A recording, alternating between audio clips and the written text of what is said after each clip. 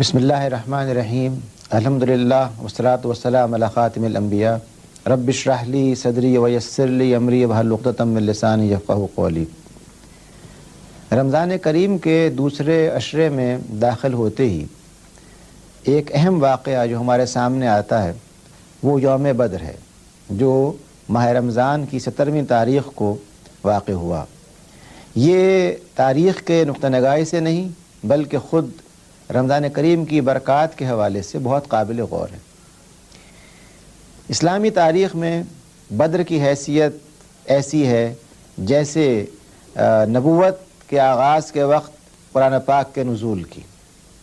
قرآن پاک کے نزول نے علیہ الصلوۃ والسلام کی نبوت کا آغاز کیا، ایک نئے دین کا آغاز کیا، ایک نئے پیغام کا آغاز کیا، ایک پیغام رحمت تمام انسانیت کے لیے آیا۔ یوم بدر سے پوری انسانیت کو یہ معلوم ہو گیا کہ اب اس پیغام کو مستقل طور پر بطور ایک معاشی نظام کے، سیاسی نظام کے، اخلاقی نظام کے، معاشرتی نظام کے اس دنیا میں رہنا ہے، آگے بڑھنا ہے اور باطل نظاموں کو ریپلیس کر کے، تبدیل کر کے ان کی جگہ حق اور انصاف کو قائم کرنا ہے۔ اس لحاظ سے یوم بدر تاریخ کے ایک ایسے موڑ کی حیثیت رکھتا ہے جس نے نہ صرف امت مسلمہ کی تاریخ بلکہ پوری انسانی تاریخ کے اوپر گہرے اثرات چھوڑے ہیں۔ اس اہم موقع پر مناسب معلوم ہوتا ہے کہ مزید گفتگو کرنے سے پہلے یہ دیکھ لیا جائے کہ آخر بدر کا معرکہ پیش کیوں آیا۔ بدر کے معرکے کے حوالے سے تاریخی روایات کو یکجا کیجئے، احادیث کا مطالعہ کیجئے تو معلوم ہوتا ہے کہ اہل مکہ ہجرت نبی علیہ السلام کے فوراً بعد سے ہی اس چیز پر بڑے سخت برہم تھے کہ ہجرت کے بعد آپ مدینہ منورہ میں مستقل طور پر ایک قوت کے ارتکاز کا ذریعہ بن رہے ہیں، مختلف مقامات سے لوگ ہجرت کر کے وہاں پہنچ رہے ہیں اور اس طرح سے گویا ایک قوت جسے وہ ختم کر دینا چاہتے تھے آہستہ آہستہ ان کے لیے خطرہ بن رہی ہے۔ چنانچہ وہ مدینہ میں بڑھتی ہوئی مسلمانوں کی آبادی کو، اہل ایمان کی جماعت کو اپنے لیے سب سے بڑا خطرہ تصور کر رہے تھے۔ اس کے ساتھ ہی انہیں اس بات کا احساس بھی تھا کہ مدینہ ایک ایسی شاہراہ پر واقع ہے جو ان کے تجارتی قافلوں کے لیے کلیدی حیثیت رکھتی تھی۔ اگر مدینہ پر علیہ الصلوۃ والسلام کا، اسلام کا مسلسل غلبہ رہتا ہے تو انہیں یہ خطرہ تھا کہ ان کے معاشی راستے بند ہو سکتے ہیں اور قریش بنیادی طور پر ایک مادہ پرست، تاجر اور منفعت حاصل کرنے والی قوم تھی۔ جب ان کو نفع نہ ملتا تو وہ اس کے بعد کس طرح باقی رہ سکتے تھے۔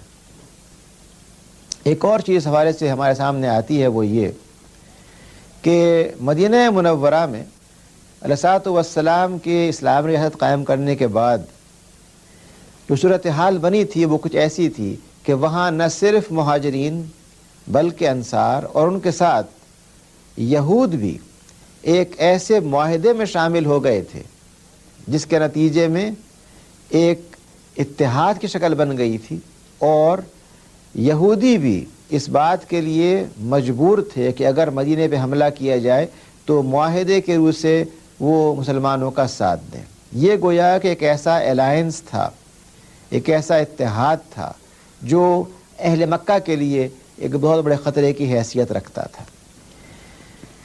اسلام کے لیے مدینے میں آ کر کے پروان چڑھنا اور پھیلنا ایک فطری عمل تھا۔ اسلام کے نقطۂ آغاز سے یہ بات ہر ایک کے سامنے واضح تھی کہ یہ محض عبادات کے لیے نہیں آیا ہے بلکہ پوری دنیا کو عبادت گاہ بنانے کے لیے آیا ہے۔ اس کا مقصد محض یہ نہ تھا کہ چند مراسم عبودیت کو تبدیل کر کے کچھ اور مراسم اس کی جگہ رکھ دیے جائیں، بلکہ یہ تبدیلی مراسم عبودیت کی جگہ ایک تبدیلی نظام کا نام تھا۔ اور مدینے میں آپ کا تشریف لانا اور یہاں پر ریاست کا قائم کیا جانا اس بات کی واضح علامت تھا کہ اب مستقبل کا نقشہ دنیا میں مختلف ہوگا۔ اب دنیا میں طبقاتی نظام نہیں ہوگا، اب دنیا میں سرمایہ بنیاد نہیں ہوگا کسی کے بڑے ہونے چھوٹے ہونے کی. اب دنیا میں کسی کے لیے محض قوت بنیاد نہیں ہوگی، کس کے پاس زیادہ اسلحہ ہے، زیادہ میزائلز ہیں، زیادہ اسلحہ کے ذخیرے ہیں، بلکہ اب بنیاد وہ نظریہ ہوگا، وہ عقیدہ ہوگا، وہ نظام ہوگا جو انسانیت کو عدل، فلاح اور سکون فراہم کر سکے. گویا مدینے میں اسلامی عہد کا قیام اسلام کے اصولوں کی عملی تطبیق کے لیے ایک تجربہ گاہ کا فراہم کیا جانا تھا، اور اس حیثیت سے مدینے میں آپ کا اسلامی جماعت کو منظم فرمانا، آپ کا ان کی تربیت کرنے کے بعد ان کو مستقبل کے چیلنجز کے مقابلے کی صلاحیت پیدا کروانا ایک انقلابی عمل تھا. اور اس لحاظ سے دیکھا جائے تو اہل مکہ کے لیے مدینے میں اس عمل کا جاری رہنا خود ان کے اپنے وجود کے لیے ایک بڑا خطرہ تھا. گویا یوم بدر کے حوالے سے ہمیں جو چیز سب سے زیادہ نمایاں نظر آتی ہے وہ یہ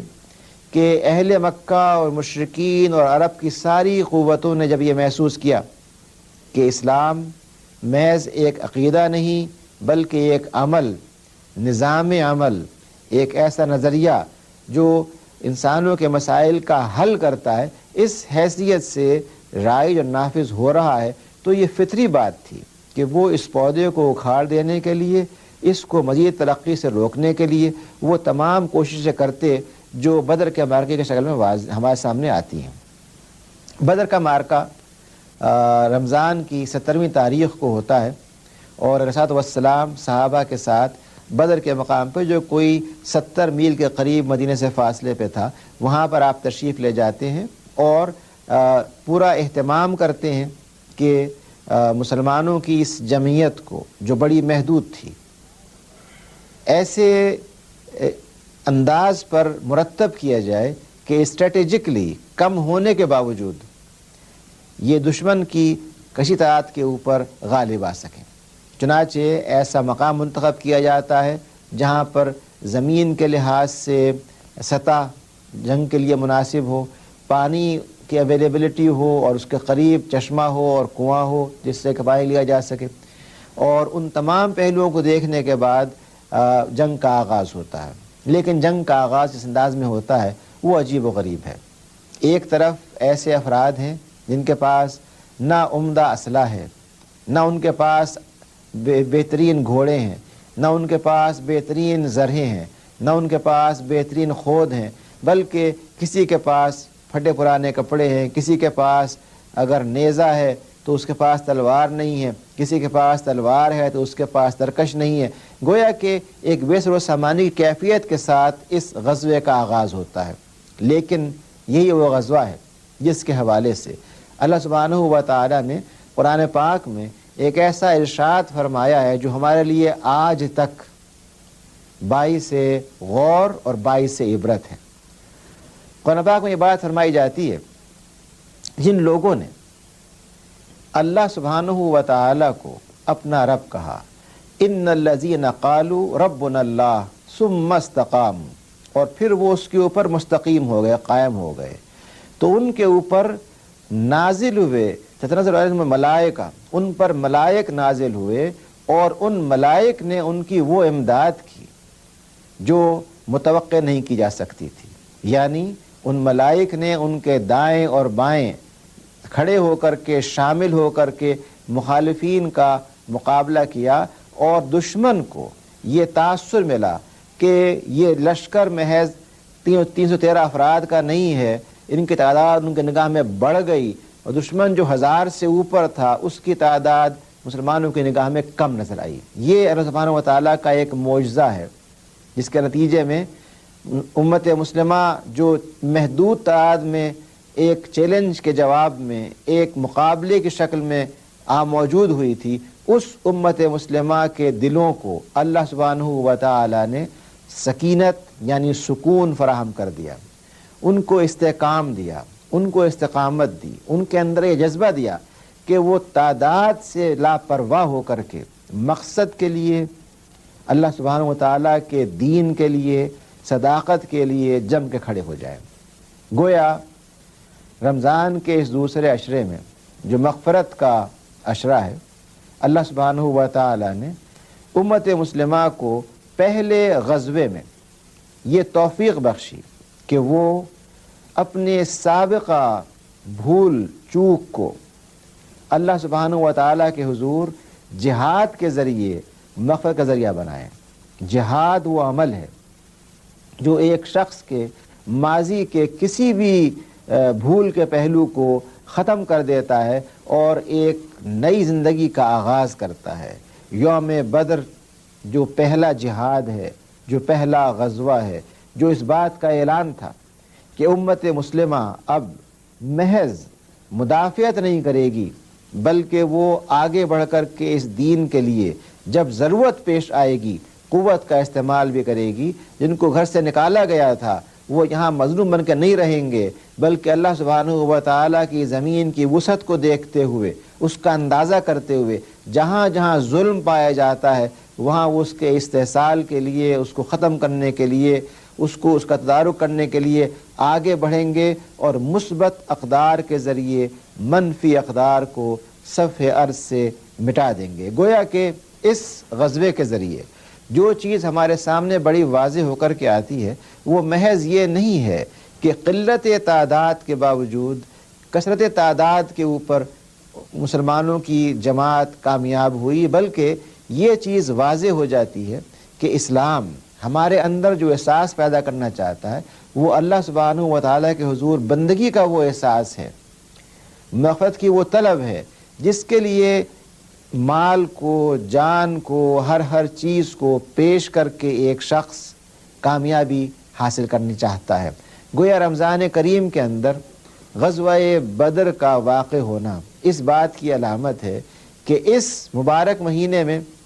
یہ سمجھنا کہ چونکہ ہم اس مہینے میں روزہ رکھ رہے ہیں اس لیے ہم ایک مشقت کا کام نہیں کر سکتے، اور آپ جانتے ہیں کہ جہاد انتہائی مشقت کا کام ہے۔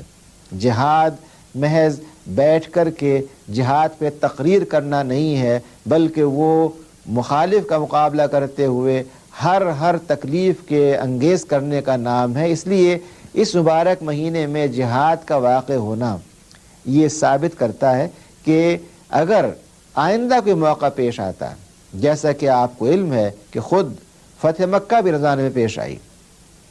جیسا کہ آپ کو علم ہے کہ اور بہت سی اہم جنگیں اور غزوات اس مبارک مہینے کے ارد گرد واقع ہوئے، اور اس مہینے نے کوئی ان کو جہاد کرنے سے نہ روکا بلکہ ان کے اندر تقویت میں اضافہ کیا۔ یوم بدر کے حوالے سے جو چیز ہمارے لیے خاص طور پہ قابل غور ہے وہ یہ کہ اس دن تاریخ کا جو فیصلہ لکھا گیا وہ یہ تھا کہ مستقبل میں جن قوتوں کو کامیاب ہونا ہے یہ بھلائی کی، نیکی کی اور عدل کی قوتیں ہیں، اور یہ قوتیں چاہے کتنی محدود ہی کیوں نہ ہوں، اللہ سبحانہ و تعالی نے اپنی نصرت، اپنی امداد، اپنی تائید غیبی ان کے لیے متعین کر دی ہے۔ گویا آج وہ کشمیر ہو، وہ چیچنیا ہو، وہ البینیا ہو، وہ بوسنیا ہرزیگووینا ہو، وہ کوسوو ہو، جہاں کہیں بھی مسلمان کم تعداد میں پائے جاتے ہیں اور ان پر ظلم کیا جا رہا ہے، ان کے لیے یہ لمحہ فکریہ ہے کہ کیا محض تعداد کی قلت کی بنا پر وہ یہ سمجھ سکتے ہیں کہ وہ اکثر کے سامنے ہتھیار ڈال دیں، وہ میجورٹی کے سامنے سرنگو ہو جائیں، یا یہ بدر کا مارکا پیغام دیتا ہے کہ آپ قلت تعداد کے باوجود، کم ہونے کے باوجود اس اصول پر قائم ہو جائیں جو اللہ کی بندگی کا اصول ہے، اس دین پر قائم ہو جائیں جو عدل و انصاف کا دین ہے، اور اس مبارک مقصد کے لیے اپنے آپ کو منظم کر کے اپنی انتہائی جدوجہد کا آغاز کریں، اور اس میں چاہے آپ کا مال ہو، چاہے آپ کی جان ہو، چاہے آپ کی صلاحیت ہو، ہر چیز کو استعمال کر کے یہ ثابت کیا جائے کہ ہم اللہ سبحانہ و تعالیٰ کے بندے ہیں۔ گویا غزوہ بدر کا اس مبارک مہینے میں ہونا ہمارے لیے ہر سال ایک یاد دہانی کا ذریعہ ہے۔ قیامت تک جب بھی امت مسلمہ رمضان کے مہینے میں روزے رکھے گی، رمضان کی 17ویں کو اسے ہمیشہ یہ یاد آئے گا کہ اس نے اس وقت کے ایک چیلنج کا جواب کس طرح سے دیا تھا، اور آج چاہے وہ فلسطین ہو یا کشمیر ہو، کیا اس کے فیصلے کی بنیاد یہ ہو سکتی ہے کہ ہم چونکہ کم تعداد میں ہیں، کم قوت رکھتے ہیں، اس لیے ہم زیادہ قوت والے کی بات کو مان لیں، اور جو کچھ وہ ڈکٹیٹ کرے، جو کچھ وہ ہمارے پر مسلط کرنا چاہے، اس کو ہم تعبیرات کے ذریعے کہ یہ تو حقائق ہیں، یہ تو اس زمانے کا چلن ہے، اس زمانے میں کیسے ہو سکتا ہے کہ ہم محض اللہ بھروسہ کر کے جہاد کے لیے نکل آئیں، یعنی اپنی ان تعبیرات کے ذریعے خود کو مطمئن کرتے رہیں جو دراصل ایک پسماندہ، شکست خوردہ روح اور ذہن کی علامت ہے۔ یوم بدر یہ سکھاتا ہے کہ شکست خوردگی کی بجائے اپنے آپ کو کمزور سمجھنے کی جگہ اللہ سبحانہ و تعالیٰ کی ذات پر بھروسہ کرتے ہوئے، جو اپنے وسائل ہوں ان کو استعمال کرتے ہوئے ایسی منظم جدوجہد کی جائے جو آخر کار اللہ سبحانہ و تعالیٰ کے دین کی کامیابی اور باطل نظام کے خاتمے پر منتج ہو۔ یہ وہ یوم بدر کی اہمیت ہے جس کی بنا پر ہمارا فرض ہے کہ اپنے آنے والی نسل کو، ہر نوجوان کو یہ پیغام سمجھائیں کہ اس کا کام محض تاریخ کو پڑھ لینا نہیں ہے، بلکہ تاریخ سے وہ سبق لینا ہے جس کے نتیجے میں ہمارے اندر حرکت پیدا ہو سکے، ہمارے اندر وہ اعتماد پیدا ہو سکے، ہمارے اندر وسائل کو یکجا کرنے کی وہ خواہش پیدا ہو، جس کے نتیجے میں یوم بدر کے موقع پر امت مسلمہ کی ایک بہت قلیل تعداد نے ایک کثیر تعداد کو شکست دے کر کے تاریخ میں یہ مثال قائم کی کہ جو قومیں زندہ رہنا چاہتی ہیں، جو قومیں حق پرست ہوتی ہیں، جو قومیں حق کے لیے جان دینا چاہتی ہیں، جو قومیں یہ سمجھتی ہیں کہ صداقت اور عدل بنیادی اقدار ہیں، جو قومیں یہ سمجھتی ہیں کہ اللہ کی بندگی کو زمین پہ نافذ کرنے کے لیے انسانوں کو اپنے اثاثے پیش کرنے چاہیے، ان قوموں کو بڑی سے بڑی قوتیں بھی دبا نہیں سکتی، اور وہ قوتیں کتنی عظیم کیوں نہ ہو، ان کو آخر کار ان افراد کے سامنے سرنگوں ہونا پڑتا ہے اور حق کو آخر کار فتح ہوتی ہے۔ بدر کے مارکے پر غور کرتے وقت بے لموم ایک سوال ذہن میں آتا ہے کہ اگر بدر کے مارکے میں یہ محدود تعداد اتنی بڑی تعداد پہ فتح مند ہو سکتی ہے تو کیا وجہ ہے کہ آج امت مسلمہ جو پوری انسانیت کا تقریباً 1/5 حصہ ہے، اتنی بڑی تعداد میں ہونے کے باوجود اپنی قوت کے لحاظ سے، اثر انگیزی کے لحاظ سے بڑی حد تک شرنک ہو گئی ہے، محدود ہو گئی ہے، اور اس کو جگہ جگہ محکوم بنا لیا گیا ہے۔ اگر یہ محکومیت سیاسی نہیں ہے تو لازمی طور پہ ثقافتی ہے، فکری ہے اور جذبات کے لحاظ سے۔ بظاہر یہ معلوم ہوتا ہے کہ بدر کا مارکہ، اس کا جو جواب ہم کو دیتا ہے وہ خود قرآن پاک کے اندر موجود ہے۔ سورہ انفال میں یہ بات فرمائی گئی ہے کہ اللہ سبحانہ و تعالی اگر تم میں سے 10 صابرین ہیں یا 20 صابرین ہیں تو ان کو وہ ان سے 10 گنا تعداد کے اوپر غالب فرما دیں گے۔ اور یہاں پر صابرین کی جو اصطلاح ہے، 20 صابرین کی 200 پر غالب آنے کی، وہ واضح طور پر مجاہدین کے لیے استعمال کیا گیا ہے، یعنی جو حضرات مجاہد کی حیثیت سے، اسلام کے نمائندے کی حیثیت سے مستقیم ہو جائیں، جم جائیں، ڈٹ جائیں، ان کے لیے صابر کس طرح استعمال کی گئی ہے۔ تو قرآن پاک نے ہمیں بات سمجھائی کہ یہ حضرات جو صبر کرنے والے ہیں، یعنی جو اپنے موقف پہ ڈٹ جانے والے ہیں، جو پیچھے ہٹنے والے نہیں ہیں، جو کمپرومائز نہیں کرتے، جو نقالی نہیں کرتے، جو اپنے ذہنوں کو سامراج کا غلام نہیں بناتے، جن کی ثقافت اس بات کو ظاہر کرتی ہے کہ انہیں اپنی اقدار پر پورا اعتماد اور فخر ہے، وہ ہر چیز دوسروں سے مستعار لے کر کے اس کو استعمال کر کے یہ نہیں سمجھتے کہ وہ بڑے آدمی بن گئے۔ گویا اصل مسئلہ جو اس غزوے پہ غور کرنے سے نکلتا ہے وہ یہ کہ تعداد کم ہونے کے باوجود اگر ہمارے ایمان کی کوالٹی، اگر ہماری فکر کی کوالٹی، اگر ہمارے خلوص کی کوالٹی، اگر ہماری جد و جہد کا معیار، یہ چیزیں جو بنیادی سبب تھیں، یعنی جو جماعت صحابہ کی بدر میں پہنچی، وہ محدود ہونے کے باوجود، یہ سمجھنے کے باوجود کہ وہ بہت ہی کم اسلحہ کے ساتھ ہیں، اس سب کے باوجود اس جماعت نے جو کارنامہ انجام دیا، وہ اس بات کی دلیل ہے کہ ان کی کوالٹی، ان کا اللہ تعالیٰ پر اعتماد، ان کی اپنی کوشش، یہ ہر چیز وہ تھی جس کی بنا پر انہیں کامیابی ہونی چاہیے تھی۔ آج اگر ہم